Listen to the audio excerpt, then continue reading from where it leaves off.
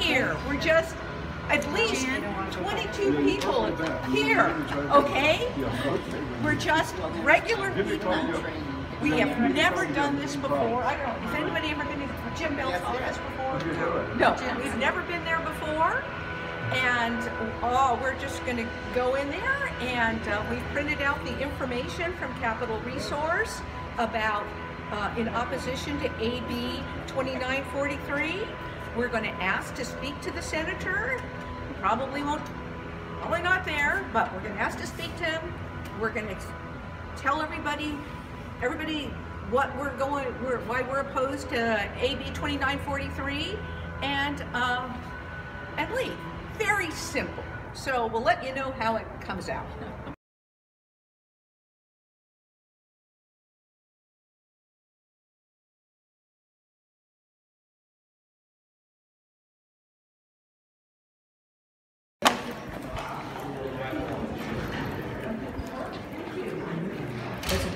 I'm an intern here. You're an intern? Yes. Okay.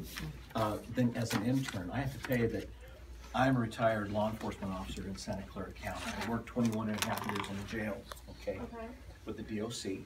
Had a great career, never had any bad write-ups. Retired in good standing with the department, okay. But the reason I went into law enforcement was because I was also a pastor. I pastored a little small church, okay, in Gilroy. And I had no retirement, so I wore two hats for years. To say this, as a pastor, I've never had any moral failings or whatever. I had a great career as a pastor. So I've led my life as an honorable, upright man my entire life.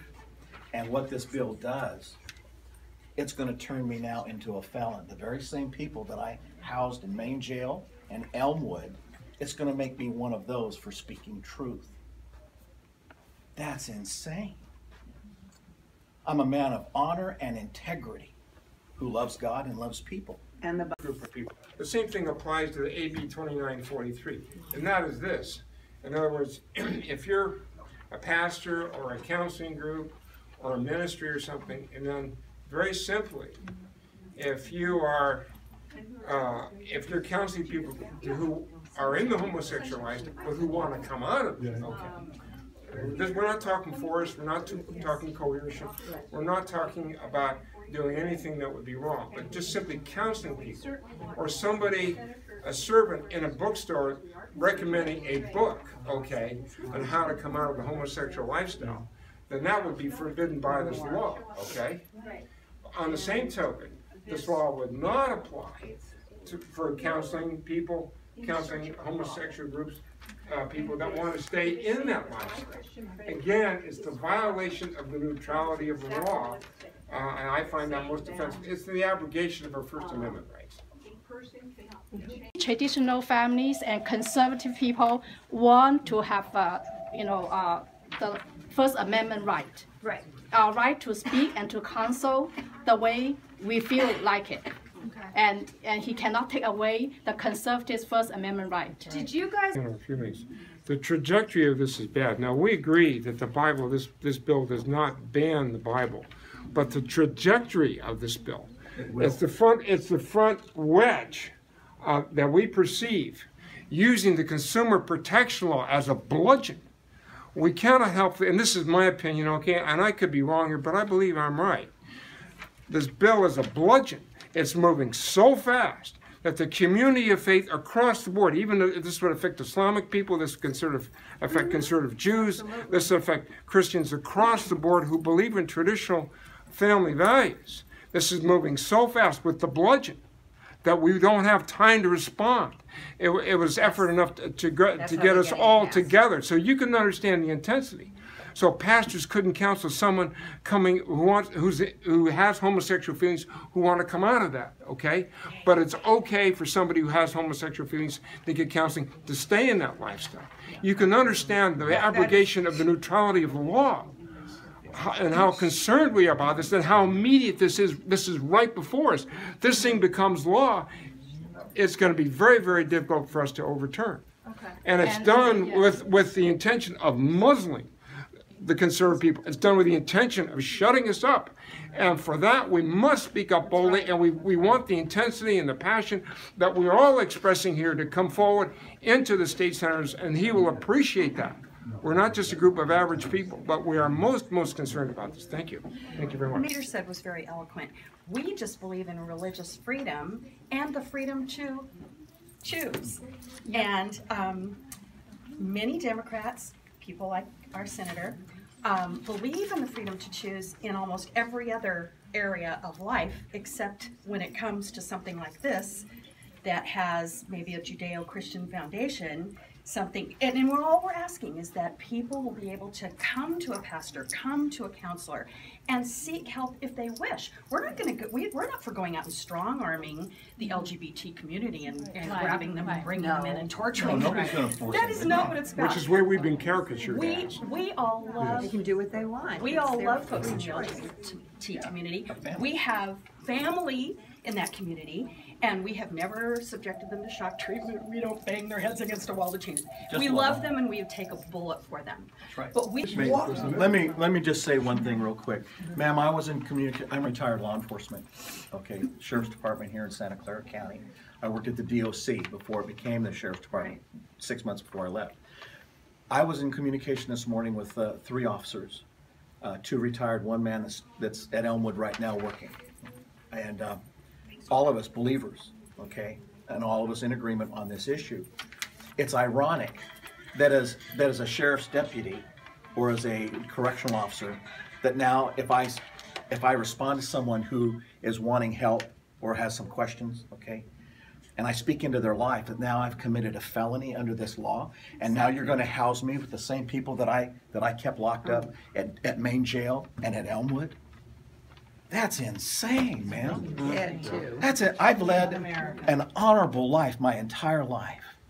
And now you're going to lock me up with felons because I spoke truth?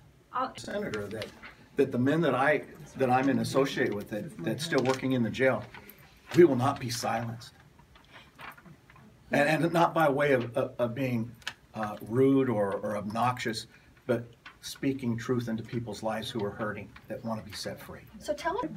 You hear different ideas and you make up your own mind, right? What's more American than that? Yep. And all of a sudden,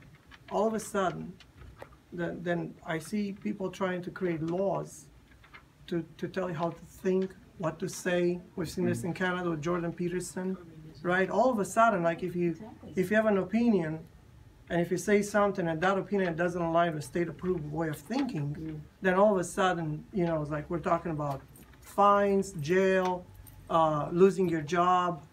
You know, it's very serious stuff. This is basically the sanitized way of what happened in the brutal socialist regimes. Absolutely.